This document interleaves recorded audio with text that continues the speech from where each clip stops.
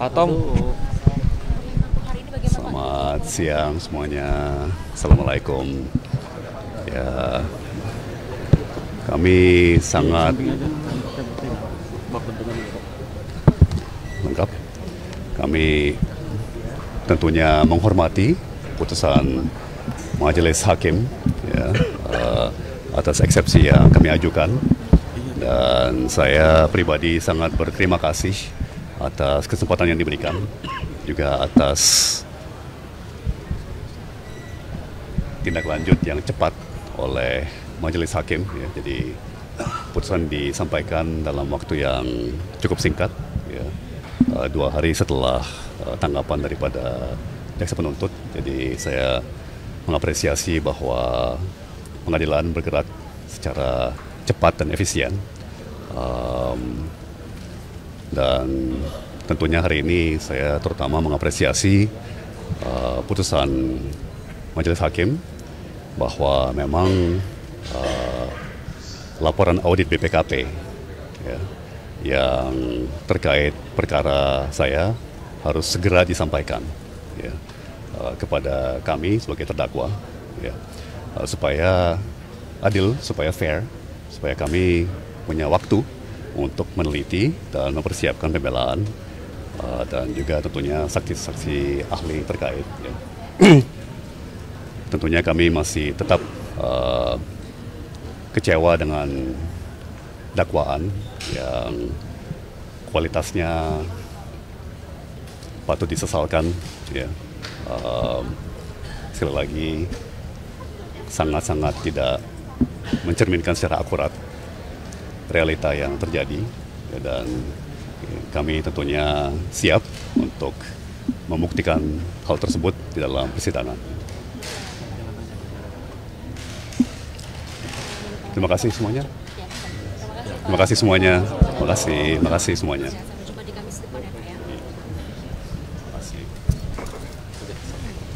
Cukup ya? Mari mau memberikan kesempatan. Oke. Apa lagi?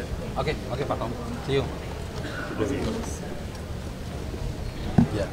Pak Tom baru diklarifikasi 20 Januari, Pak. Kita tegaskan. Pak Tom baru diklarifikasi BPKB 20. Tadi sangat benar-benar teguh untuk meminta audit BPKP. Boleh tolong dielaborasi terkait dengan hal ini? Iya, jadi memang itu betul-betul merupakan haknya dari terdakwa. Dan itu sudah kami permasalahkan sejak awal sidang. Tapi karena hakim pada waktu itu mengatakan bahwa nanti itu akan dipertimbangkan setelah putusan sela, makanya ini kami mengulangi kembali. Karena inilah sebetulnya kunci kita melihat bahwa betul-betul ada kerugian negara atau tidak. Bagaimana mekanisme penghitungannya?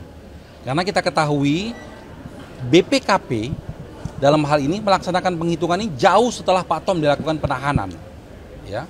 Dan Pak Tom baru sempat diklarifikasi itu tanggal 20 Januari tentang BPKP itu. Sedangkan penahanan bulan Oktober. Jadi pada waktu Pak Tom ditahan itu BPKP itu belum ada. Jadi kerugian negara yang selama ini disebut itu tidak ada. Gitu. Nah sekarang katanya sudah ada, kenapa disembunyikan? Kenapa harus takut dihadirkan? Makanya nanti tadi kami minta bantuan melalui Majelis Hakim berdasarkan dasar hukum yang kuat, tadi kami uraikan, Majelis Hakim menerima bahwa BPKP harus dilampirkan sebagai satu salinan bukti yang diberikan kepada kami terdakwa dan penasihat hukumnya. Jadi poinnya ke sana. Tadi yang menarik bahwa Bapak bilang bahwa ini dilihat oleh publik sehingga penegakan keadilan maksud penegakan hukumnya mau ditegakkan saat ini, maksud Bapak seperti apa? Ya kita ketahui bahwa perkara Thomas Trikasi Lembong ini kan menarik perhatian publik. Masyarakat Indonesia semua mengikuti proses persidangan ini.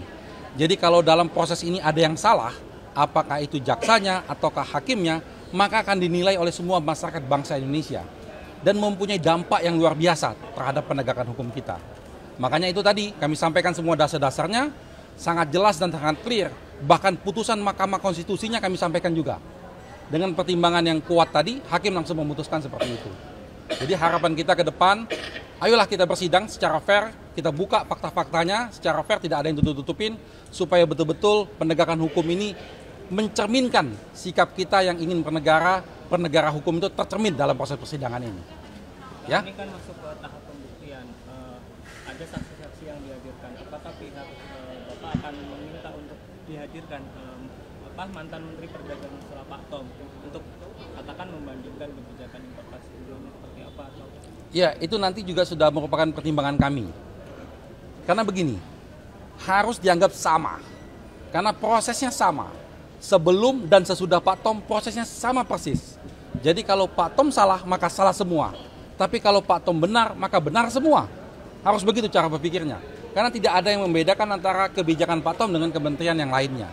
Baik yang sebelum maupun sesudahnya. Ya, termasuk dari periode 2016 sampai kepada periode 2023. Semuanya sama. Ada tambahan? Jadi seperti yang sudah kita dengarkan, memang kita cukup menyayangkan atas putusan eksepsi, di mana hal yang paling kita sayangkan adalah Majelis Hakim tidak menguraikan apa korelasi pasal 14 dengan dakwaan yang didakwakan oleh jaksa penuntut umum.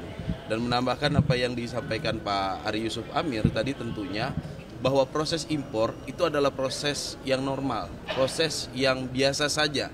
Jadi sebelum atau sesudah Pak Tom dengan melakukan hal yang sama, artinya itu tidak ada masalah gitu. Jadi ini bukan hal yang tindak pidana korupsi. Untuk itu kuncinya adalah ada di audit BPKP yang Pak Tom sendiri baru diklarifikasi tanggal 20 Januari 2025. Sedangkan dia sudah ditahan dari 29 Oktober 2024. Nah, audit itu akan kita dalami, akan kita uji dengan ahli-ahli dan para pakar keuangan. Nanti seperti apa kita saksikan di pengadilan. Kita akan uji semuanya di pengadilan.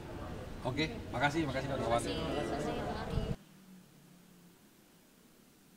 Baik, Pak Ari dan juga Pak Said, terkait dengan putusan setelah hari ini mungkin boleh tanggapannya sih, persiapan apa yang sudah dilakukan dari kuasa hukum?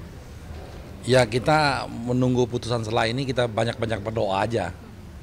Karena harapan kita memang benteng keadilan itu bermuara di pengadilan ini. Jadi kalau pengadilan ini bersifat profesional, fair, adil, maka para pencari keadilan akan mendapatkan keadilan yang seutuhnya. Tapi kalau sudah pengadilan penuh di kecemasan karena tersandra, penuh kecemasan karena ada masalah-masalah sehingga memutus